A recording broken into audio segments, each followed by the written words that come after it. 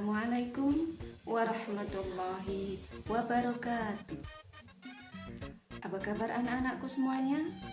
Mudah-mudahan Allah selalu melindungi kita semua dan menjaga kita semua serta memberikan kesehatan kepada kita semua. Untuk pertemuan yang pertama ini, kita akan membahas tentang sejarah turunnya Al-Quran. Kita tahu semuanya bahwa Allah telah menurunkan kitabnya ke muka bumi ini hanyalah ada 4 macam kitab. Ada kitab Taurat, Zabur, Injil, dan Al-Quran. Kitab Taurat, Zabur, Injil itu adalah 3 kitab, yang mana 3 kitab ini yang asli sudah tidak ada, anak-anakku. Semuanya itu sudah dirubah oleh tangan-tangan. Hanya kitab suci Al-Quran saja yang tetap asli isinya, murni. Bahkan janji Allah, inna nahnu nazzalna dzikra wa inna lahu lahafidun. Anak-anakku semuanya, bagaimana sikap kita untuk percaya kepada kitab Taurat, Zabur, dan Injil? Karena 3 kitab ini sudah tidak asli lagi, maka sikap kita adalah hanya sekedar kita mempercayai, kita hanya sekedar mengimani saja bahwa Allah pernah menurunkan 3 macam kitab, Taurat, Zabur, dan Injil. Tidak boleh kita mengamalkannya. Tapi untuk kitab Al-Quran, cara kita mengimaninya tidak hanya sekedar percaya, tapi kita juga harus mengamalkan. Banyak cara untuk mengamalkan Al-Quran. Salah satunya adalah kalian belajar bagaimana cara membaca Al-Quran, bagaimana kalian bisa mengetahui isinya. Setelah itu kita bisa mengamalkan. Itu adalah cara bagaimana kita mengimani Al-Quran. Anak-anakku semuanya, nanti Ustazah akan memberikan tayangan video di mana di situ menjelaskan tentang sejarah turunnya Al-Quran. Selepas kalian melihat tayangan video nanti, tugas yang harus kalian kerjakan ada 2. Yang pertama, kalian harus mencari bagaimana cara malaikat Jibril menyampaikan wahyu kepada Nabi Muhammad. Karena pada dasarnya ada 4 cara. Yang kedua, di dalam tayangan video itu ada banyak ayat-ayat Allah dibacakan, tetapi hanya terjemahannya saja. Tugas kalian cari di dalam Al-Quran surat yang telah disebutkan di video itu, surat apa, ditulis semuanya, ada berapa ditulis. Setelah itu kirim ke Ustazah. Terima kasih. Tetap semangat dan berdoa. Jangan lupa sholat 5 waktu tetap dijalankan. Wassalamualaikum warahmatullahi wabarakatuh.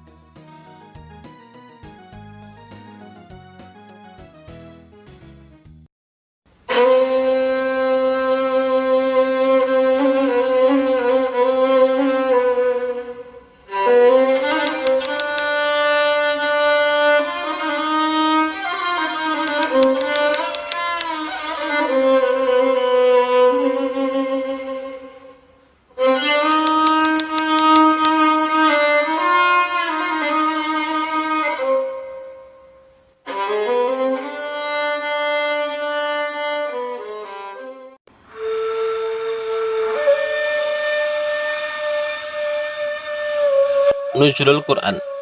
Lafaz nuzul secara etimologi atau bahasa berarti menetap di satu tempat atau turun dari tempat yang tinggi. Kemudian, pengertian nuzulul Quran secara terminologi atau istilah yaitu peristiwa diturunkannya wahyu Allah Subhanahu wa taala atau Al-Quran kepada Nabi Muhammad SAW melalui perantara malaikat Jibril secara berangsur-angsur.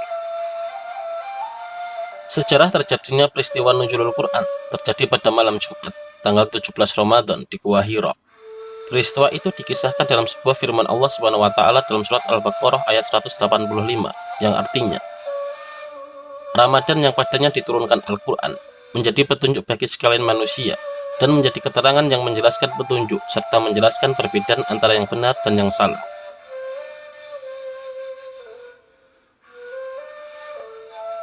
Penjelasan seputar nuzulul Quran.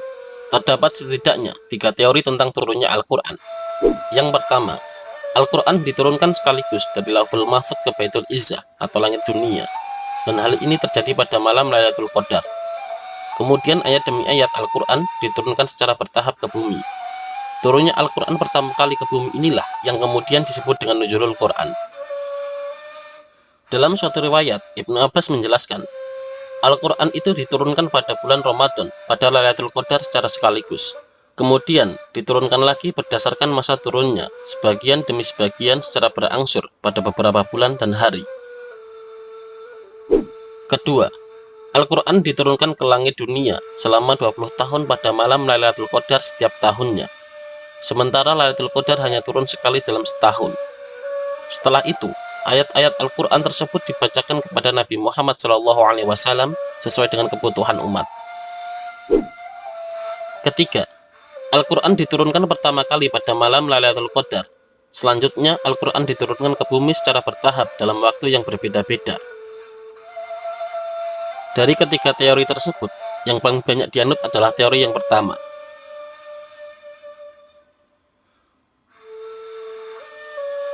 Tahapan turunnya Al-Quran berdasarkan teori yang pertama, yaitu ada 3 fase atau 3 tahapan.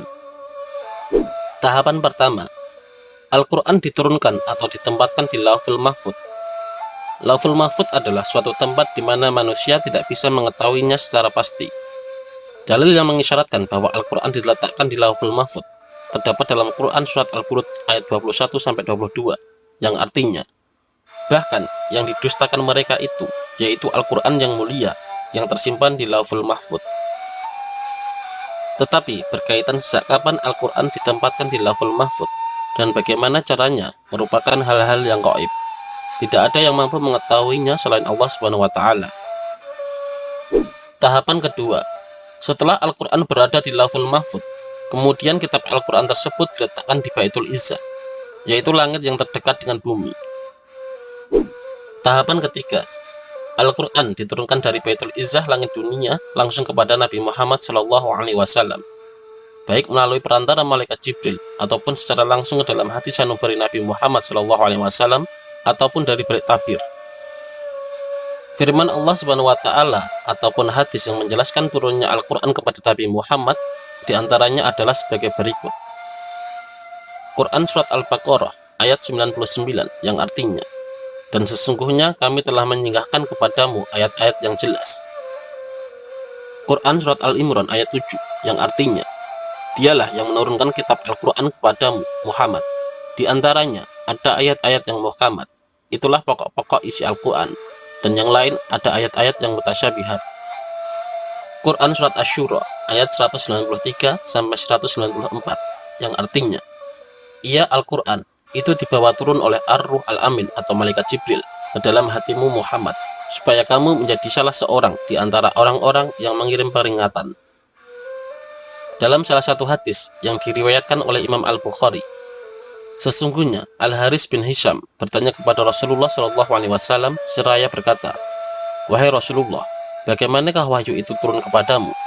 Maka Rasulullah SAW pun bersabda, "Kadang-kadang datang kepadaku seperti gemuruhnya bunyi lonceng, dan itu yang paling berat bagiku. Maka begitu berhenti bunyi itu dariku, aku telah merajai apa yang sudah diucapkannya. Dan kadang-kadang malaikat menyamar kepadaku sebagai laki-laki, lalu mengajak berbicara denganku, maka aku kuasai apa yang diucapkannya." Aisyah lalu berkata, "Saya pernah menyaksikan beliau wahyu pada hari yang sangat dingin, tetapi begitu selesai wahyu itu dari beliau, maka bercucurlah keringat di pelipis beliau."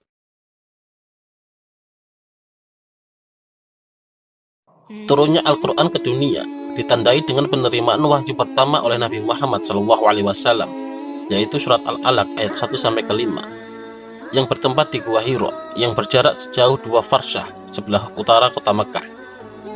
Sejak awal, Nabi Muhammad SAW sudah terbiasa merenung, memikirkan hakikat kebenaran, juga kondisi lingkungannya. Beliau memilih tempat yang jauh dari keramaian.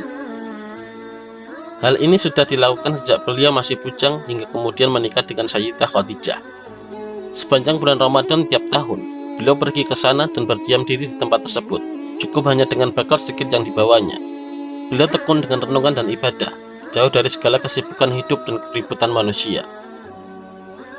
Pada salah satu malam di bulan Ramadan, tepatnya tanggal 17 tahun 610 Masehi, Al-Quran untuk pertama kalinya diturunkan kepada Nabi Muhammad SAW melalui malaikat Jibril secara langsung, sekaligus sebagai petanda diangkatnya beliau menjadi Rasul atau utusan Allah. Malaikat Jibril mendatanginya dan berkata, "Bacalah." Nabi Muhammad menjawab, "Aku tidak bisa membaca." Namun malaikat Jibril menariknya dan memeluknya erat-erat sampai beliau sesak bernapas. Kemudian malaikat Jibril melepaskan Nabi Muhammad dan sekali lagi berkata, "Bacalah." Hal itu terulang hingga 3 kali. Lalu malaikat Jibril melepaskan Nabi Muhammad sembari mengucapkan ayat pertama hingga ayat kelima surat Al-Alaq. "Iqra' bismi rabbikal ladzi khalaq, khalaqal insana min 'alaq, Iqra' wa rabbukal akram, alladzi 'allama bil qalam, 'allamal insana ma lam ya'lam." Yang artinya, bacalah dengan menyebut nama Tuhanmu yang menciptakan. Dia telah menciptakan manusia dari segumpal darah. Bacalah, dan Tuhanmu lah yang mulia, yang mengajar manusia dengan pena. Dia mengajarkan manusia apa yang tidak diketahuinya. Setelah Nabi Muhammad mengucapkan kembali bacaan itu, sang malaikat pun pergi. Namun, kata-kata itu terpatri dalam kalbunya. Dalam keadaan yang masih gelisah, Nabi Muhammad pulang dan meminta istrinya Khadijah untuk menyelimutinya. Tubuhnya ketika itu menggigil seperti dalam keadaan demam. Nabi Muhammad kemudian menyampaikan apa yang terjadi kepada Khadijah lalu berkata, "Sesungguhnya aku mencemaskan diriku." Sang istri, Sayyidah Khadijah dengan penuh kasih menenangkan suaminya, "Demi Allah, Allah selamanya tidak akan menghinakan engkau. Sesungguhnya engkau selalu menyambung tali persaudaraan, selalu menanggung orang-orang yang kesusahan, selalu mengupayakan apa yang diperlukan, selalu menghormati tamu, dan membantu derita orang dan membela kebenaran."